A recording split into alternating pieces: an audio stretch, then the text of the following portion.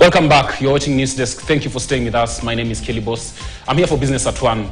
Now, members of the National Assembly have been urged to reject the Finance Bill 2025 by the Okoa Uchumi campaign, which maintains the document does not represent the will of the people. Experts have expressed concerns that the bill may burden low-income households, driving the cost of living even higher. Esther Diana has more details. Meeting their proposal on the Budget and Finance Bill 2025, the body accused President William Ruto's administration of overlooking critical areas in its budgetary allocations and introducing repressive revenue mobilization measures.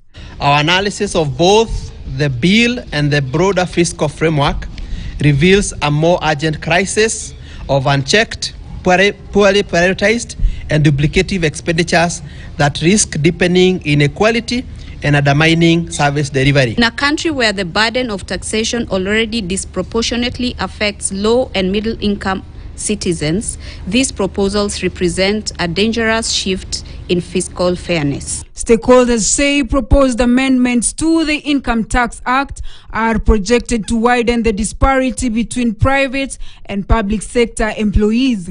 They also took issue with changes to VAT calculation, which will subject some currently exempt goods to 16% VAT. Workers in the informal sector, those who are self-employed, and low-income earners continue to face the brunt of taxation with minimal relief. If passed, this amendment will grant the Kenya Revenue Authority unchecked surveillance powers and unfettered access to our personal information, violating the constitutional right to privacy under Article 31. The budget proposes a 4.3 billion shillings cut to the allocation for free primary education. The 4 trillion budget has been criticized as poorly done and missing the bigger picture, as it does not prioritize social services and neglects critical areas like health and education. These while the money bill introduces 7 new state departments with higher allocations. Moreover, the government has proposed introducing 25 to 35% excise on all imported goods from outside the East African community. We also see a 46% increase in allocation to the Affordable Housing Fund. Now, it's important to stop here and fact check a bit, right? So talking about, 100 times increase in the number of affordable housing units that we're seeing. So the practicality of this is questionable. Now, a lot of these were previously programs under all state departments, but with the creation of these state departments, now they have their own staff, they have a bit more, they're a bit more expensive, you could say. In its submission to Parliament, the Okoa Uchumi campaign urged that the money bill and the budget for the financial year 2025-2026 be restructured to prioritize the needs of the people over the elite. Critics aver that even as the bill avoids direct tax hikes, focusing on compliance and loophole closures, specific measures contained therein may hurt Kenyans' income. For many taxpayers, this year's finance bill seemed to be a better bill for concealing new attempts to raid their pockets by the government. 7 days to the budget reading process, and many Kenyans will be looking for answers with regards to better quality of life and lower cost of living.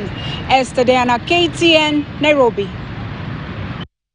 Questionable proposals in that bill, but good story by Esther Diana. Now, private pensioners have said they have a 10 trillion shilling financial muscle to support public infrastructure development that will curb the ever-growing external borrowing that stands at more than 5 trillion. Speaking at the 4th Annual International Conference of Association of Pension Trustees and Administrators of Kenya, that's APTAC, they noted that the pension schemes, saving credits and cooperative societies and commercial banks have exceeded financial resources to finance capital investments in the country.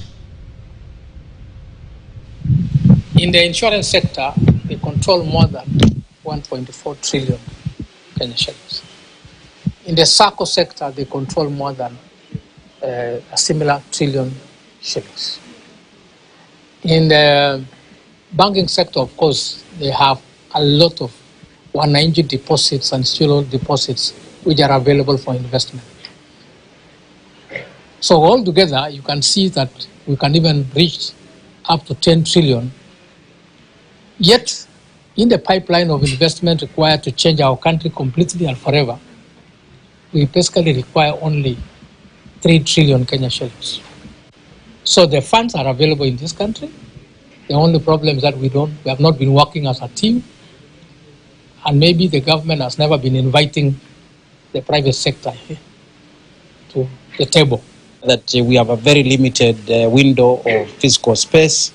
The government, though willing, is trained for resources, but leveraging on the financial services sector, we can be able to develop our roads infrastructure, our rail infrastructure, our health infrastructure, and generally all our infrastructure. We are sure it goes with study that developing the infrastructure is going to inspire our economic transformation. Let's talk energy and clean energy for that matter. An LPG terminal in Kilifi has received its first shipment of liquefied petroleum gas. That's LPG, signifying a milestone in the expansion of the country's seaborne trade infrastructure. The maiden consignment from Nigeria was offloaded at a Lake Gas Limited terminal, a 10,000 metric ton storage facility in Kilifi. According to the Lake Gas Limited General Manager, Maurice Mutiso, the LPG storage facility in Kilifi County is expected to cushion Kenyans from high gas prices, strengthening energy security and accelerate the shift to cleaner energy across the region.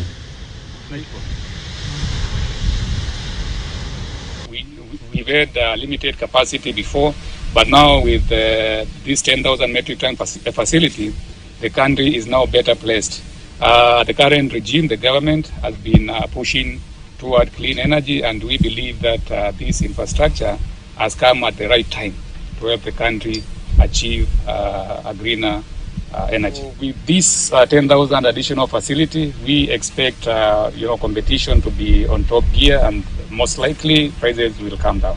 This successful discharge marks a critical milestone in Kenya energy infrastructure development, enhancing LPG handling capacity, strengthening energy security, and accelerating the shift to cleaner energy across the region.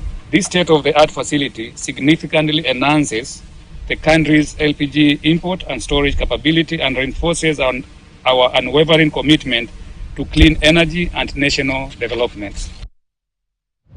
Now, the agriculture sector plays an important role in Kenya's economy, particularly to rural households where agriculture is the main source of income. With this, Inchcape has been appointed as the official New Holland distributor of tractor in Kenya. The new partnership is expected to bring a broad range of mechanized solutions to improve productivity among smallholder farmers across the countries, acting as a source of foreign currency through export of agricultural commodities.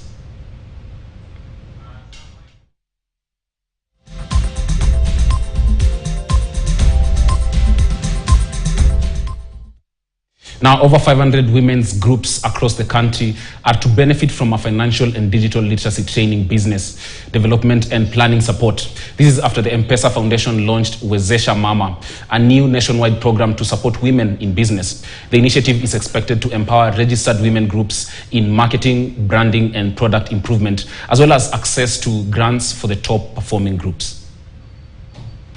We bring women together, train them on digital literacy, financial literacy, self-branding, and how to run a business. Once we've trained the women, they're handed over to Hand in Hand, who continues journeying with them. And at the end of the day, the women group, the leading women group will get $500,000 seed funding and grant to help them grow their business. So we are trying to lift the women so that they reach a place where they can be bankable and grow this business. Indeed, nani kama mama, if we can't support our own mothers, who will? We've been on the ground handling various issues. So yesterday we went with a segment, Sapphire. Today we've done the foundation. Tomorrow will be agents. Then we take a break and enjoy Eid. Then on Saturday we will have the M-Pesa Soko. It's been set up. There'll be lots of exhibitions, lots of women and lots of people selling different things. And it will be a family-filled day. Well, that story does it for Business at 1, but Robinson Okenye is on standby with sports.